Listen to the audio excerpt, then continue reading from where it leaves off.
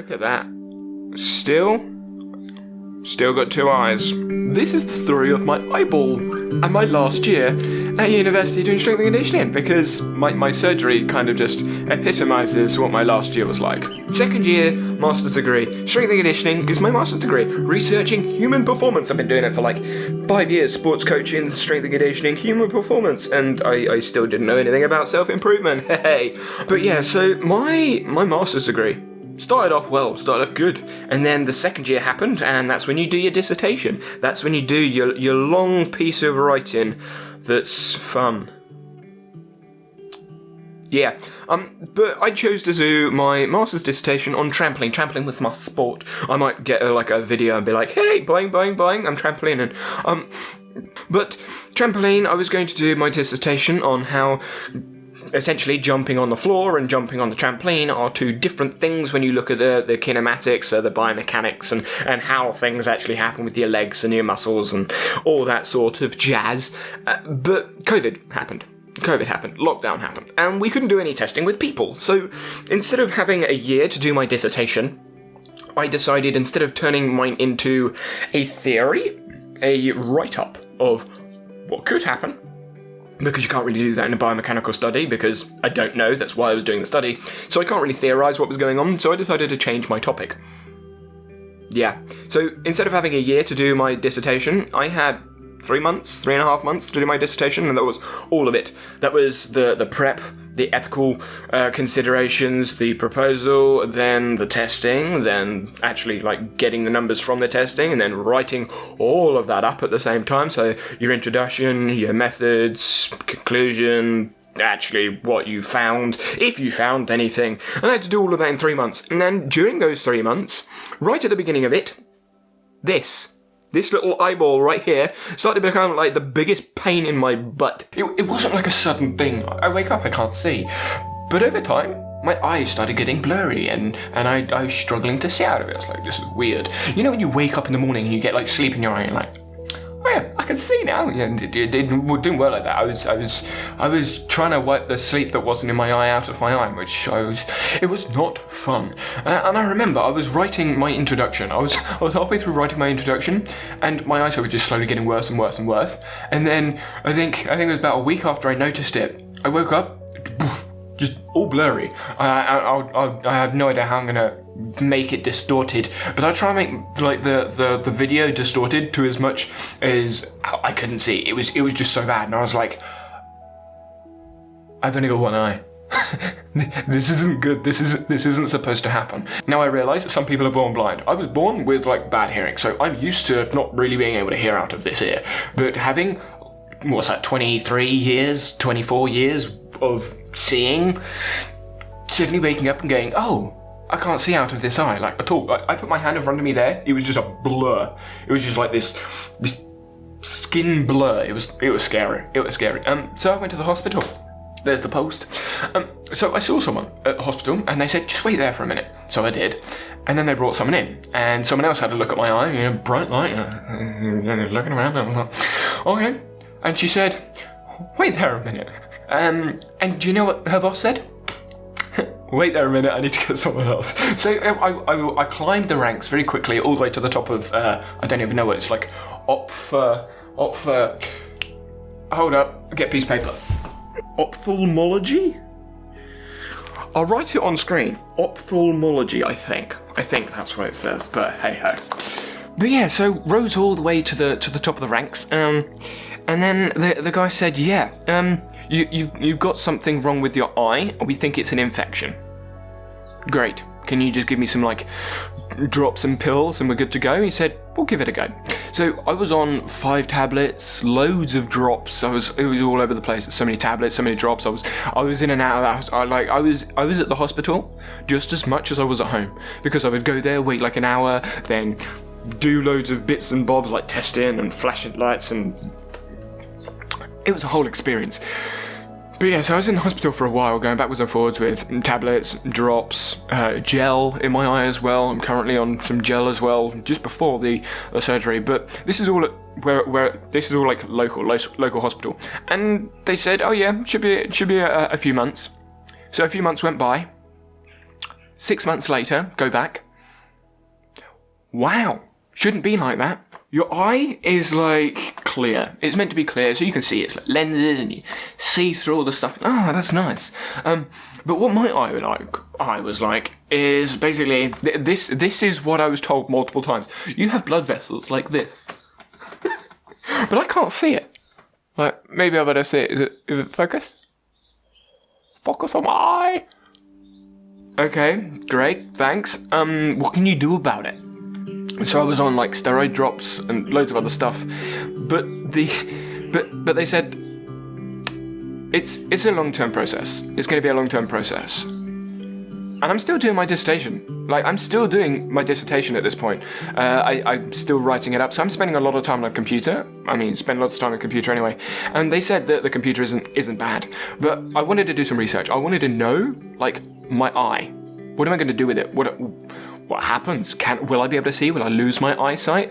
And there were so many different questions, and I did do some research. But it was just, okay, this is going to be a long-term thing where I'm going to have to put loads of drops in my eyes or loads of gel in my eyes and take loads of tablets, like, throughout however long it lasts, which wasn't ideal. I don't like the idea of being on medication, but hey-ho, let's do it anyway. So I was doing that, and then I went back, and I was... It's funny. I was overachieving at something I didn't want to overachieve at. This is actually something I blogged about. It's like, I'm being successful in something I don't want to be successful in. My eye is overachieving. It's overachieving at being bad. So he said it got worse. I was like, okay. And he was stuck. He was stuck. He wasn't 100% sure what it was. He was 90% sure it was a viral infection. And gave a couple of names to it. I don't remember the whole names to it. But yeah, he gave a couple of names to these things, and I was like, that means nothing to me. And he put me on a different medication. And what that medication did was help, but also cause some problems. So one of the side effects of the tablets I was on, acyclovir, I think, is what you call it, and the whole branch of those sort of tablets, there was a side effect like 3 or 4 pages down about bruising. I didn't know any of the side effects, and when I was taking these tablets, because my eye had progressed, it had got worse, just like my dissertation was getting worse, because I was the nagging ache in my eye, the frustrating. It's just frustrating not being able to see the way you want to be able to see. I was also trying to play football at this point. Trying to play football with one eye, having played your whole life with 2 eyes, is very difficult. When the ball comes from that side of the pitch, you can't see it. It's just a blur. So you're like, I can see the ball. Who am I passing to? There's the ball. Control, pass. It was so frustrating. And when I was so used to relying on my peripheral vision on my right eye previously when playing football, as a defender, you're like, oh yeah, there's the player. And I'm like, I can't see. And I was constantly doing this. Over my shoulder. I actually got cramp. I got cramp in my neck playing football because I kept having to look with my left eye to the right. Oh, it was a whole thing. Anyway, so this acyclovir. I played a game on a Saturday. Like, lockdown has slowed down a bit. I played football. I was like, yes, let's go. And then I finished the game, and I'm not even joking, like 30% of my skin must have been bruises, because I was just bruising so heavily, and I'm like my spit it out, boy. Myself and the doctor, we didn't really acknowledge that bruising was going to be that much of an issue because it was so far down on the side effects. It's so rare. But I turned up to the doctor and I was like, I'm getting like loads of bruises, and I showed him a bruise on my elbow. Obviously, it's gone now. But I had a bruise from here up to here, and all I did, I'm not even joking, was like tap. I tapped the table, and it was just like boof. I was like, what? Similar to my nan struggled with bruising before she passed away, and you like poke her. Boof, black bruise. And that's what I was like. I was like, this is insane. I've never bruised this much ever. So I spoke to him, and he sat there like scrolling his phone, scrolling the internet, like, where is it? Is it a side effect? And it was. So I couldn't take that medication anymore, and he was like, okay, we can't take the medication I want you to take. I'm not 100% sure what this is. I don't really know how to solve it. It's going to be a long-term thing, but you can't do... So he gave me medication to solve for the short term, but I can't take a long term, and he was like, you need help. I was like, really? He referred me to a hospital further up north.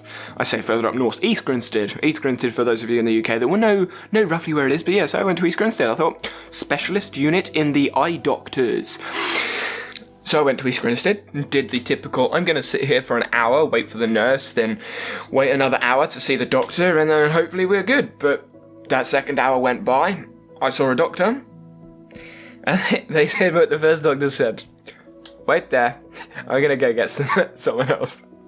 So the guy at the eye specialist still didn't know what it was, and he needed to get his boss. So I got the boss, the manager at East Grinstead, eye clinic, eye doctors, I don't know what they're called. So when I did actually speak with this guy, he asked me all the questions they'd asked me at Eastbourne, and I was like, this is all the stuff, these are all the things we've had, loads of blood tests, and I'd even had a blood test at this point. So because my ear, got a bad ear, I know, my right side is basically useless, blind, deaf, just but yeah, so I had an issue with my ear. I got perforated eardrum, loads of pain because I got something stuck in it, and so I needed to get a load of blood tests because that was a painful experience. Ears are just painful. Anyway, so they got all the blood tests. I had so many. They had all of the different drugs I'd taken, the time spans. They had literally every piece of data. And you know what he said? He said, well, step 1 is surgery. Surgery. Great. So now I'm going to be a pirate. Now, I'm recording this Saturday, and I'm going to have the surgery on Monday, so I have no idea what it's going to look like, how it's going to be. But that's step 1. Step 1 is surgery.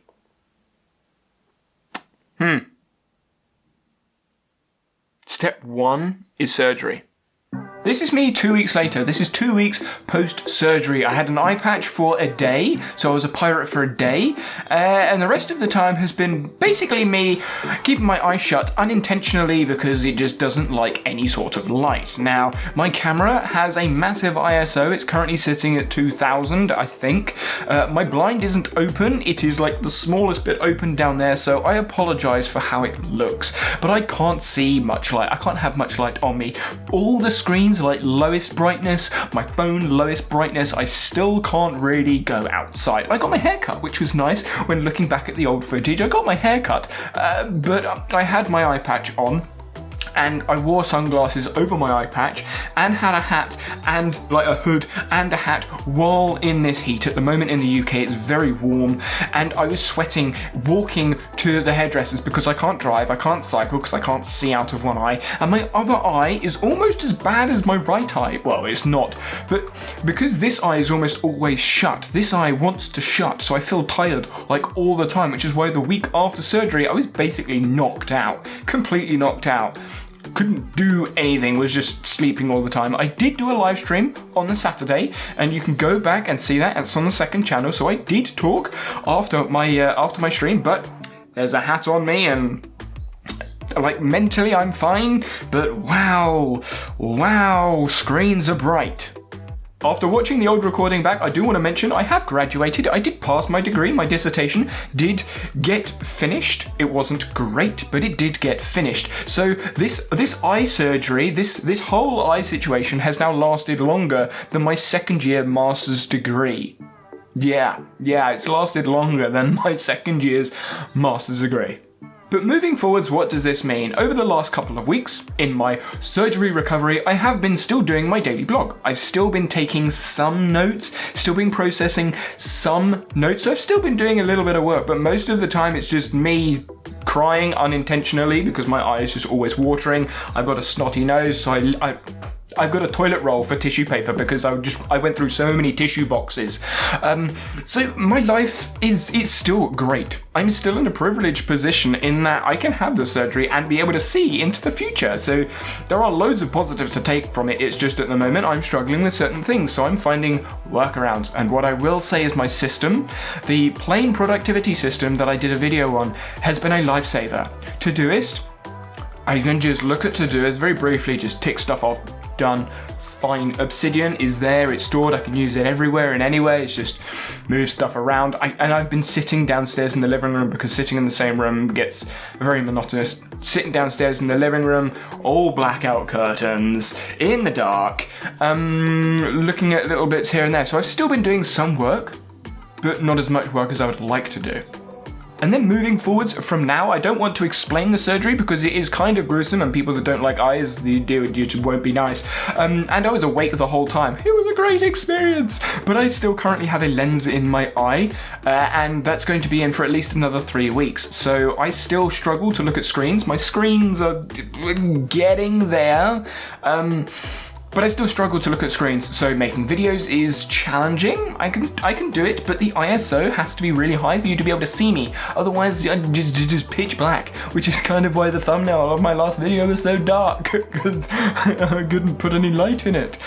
So moving forwards, the next 3 weeks, I'm still going to be living like a vampire, a very hot vampire, because the UK is very, very warm. But I will still be living like a vampire, but I will still be doing the work, still be putting stuff out, still being on the hook, but my blog is where most of the content is going to be coming out because I can manage the blog's light brightness much easier than a video. A video, it's gonna look pants, but I will try and we will see what happens.